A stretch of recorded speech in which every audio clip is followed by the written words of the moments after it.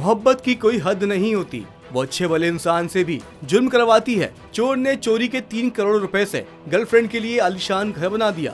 Bangalore police ने एक ऐसे चोर को गिरफ्तार किया है जिसने चोरी की रकम से अपनी गर्लफ्रेंड के लिए 3 करोड़ रुपए का आलीशान घर बना दिया था। गिरफ्तार मुलजिम की शनाख्त 37 साल पंचाक्षरी स्वामी के तौर पर हुई है, जो महाराष्ट्र के सोलापुर से ताल्लुक रखता है। पुलिस के मुताबिक मुलजिम के एक मशहूर फिल्मी अदाकारा के साथ भी करीबी ताल्लुकात थे।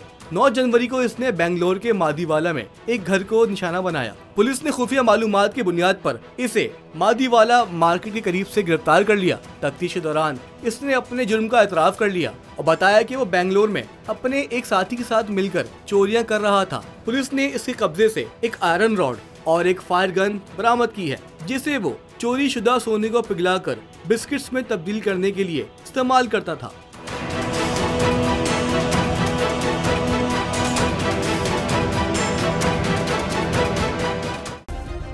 सब्सक्राइब करें और बेल दबाएं ताकि कोई खबर रह न जाए।